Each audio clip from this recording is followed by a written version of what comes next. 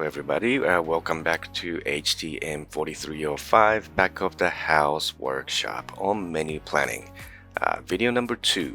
Okay, last video we discussed the menu itself and also the things that you have to consider before you start planning for your menu.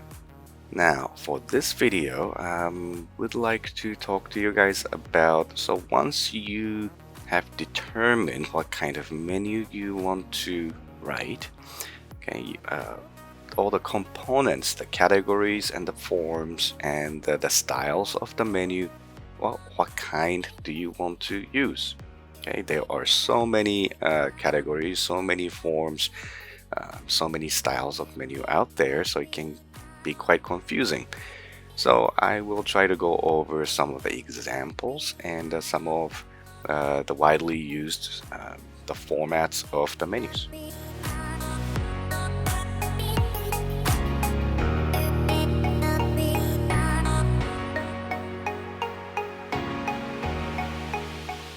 So the menu categories. So categories are the way that you can organize your menu based on different categories of food that you might serve, or maybe if you serve breakfast, lunch, or dinner, you can categorize and organize your menu based on the period of the meal that you're serving.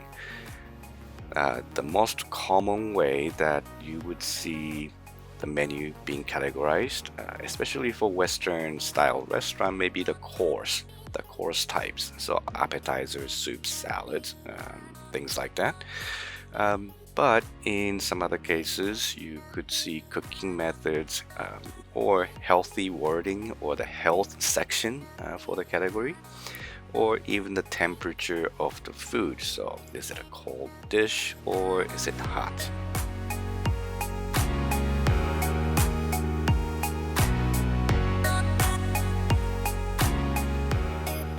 Another thing to consider once you start writing your menu is that, okay, well, how often do you want to change your menu? Okay, there is something called static menu. A static menu means that it does not change. So all the menu items, or at least a section of it, would not change. Another menu style would be cycle menu. So as the name suggests, so cycle menu is something that would go through a cycle. So you would have menu 1 for, let's say, 1 week, menu 2 for another week, menu 3 for the following week, and then going back to menu 1. So that would be a cycle menu. And cycle menu is probably something you may see in hospitals or schools. And market or seasonal menu is a menu based on what is available in terms of ingredients based on the season or in the market.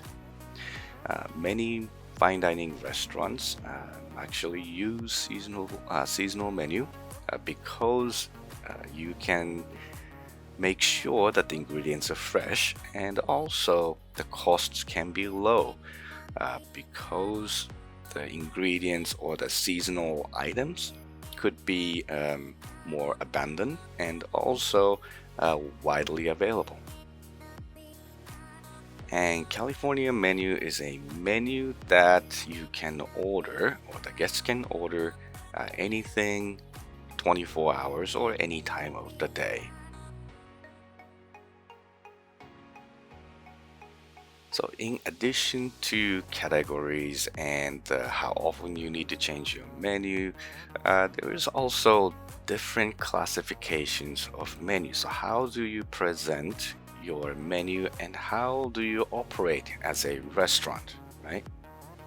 One style or classification is called a la carte menu. So a la carte menu is a listing of or serving of food that can be ordered as separate food items. And prix it's a French for fixed price. It is a set meal, okay, or set menu. There is a special prix menu type, it's called menu degustation. This is a tasting menu. The tasting menu is quite popular among all the fine dining chefs nowadays. And what it is it's a pre-feast or set menu, but the portions are much smaller and you would serve more courses. Okay, so you have different menu components, the categories, the styles, the classifications. So it might be confusing, but the main thing, once again, you always have to think like a guest. Okay, there is no such thing as a perfect menu, so you have to figure out what works best for you and for your restaurant and for the guests that you have.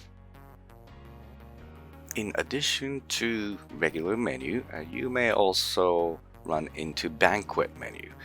For the purpose of this project, you probably do not have to know about the banquet menu, but you would still have to be aware of something called BEO, which is a banquet event order, which sometimes would be used as a menu.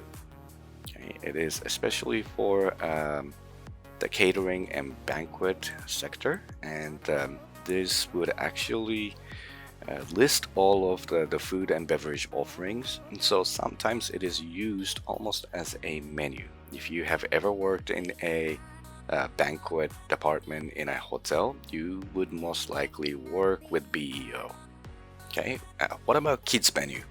Kids menu can be quite important for a restaurant because the parents, if they do not feel comfortable going to a restaurant with their small children, and if the restaurant does not have a kids menu, then the parents may actually choose to go to another restaurant based on kids' preference rather than their own preference. Another thing to consider for the kids menu is that the past trends of the kids food used to be all the food that kids used to like. So pizza, the chicken tenders, and maybe french fries. But now the new trend, even for the kids, would have healthy options. Also, there are some fine dining restaurants that actually offer kids choices on their menu.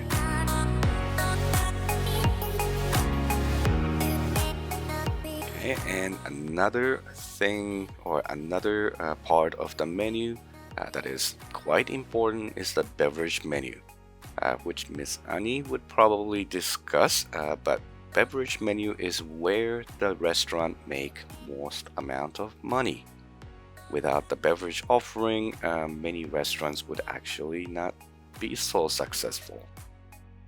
Okay, and last but not least, dessert menus.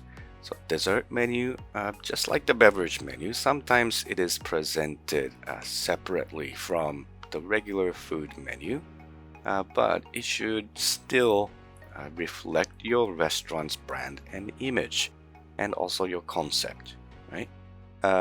And for the dessert menu, you should, or sometimes you could include digestive or coffee items, or sometimes tea.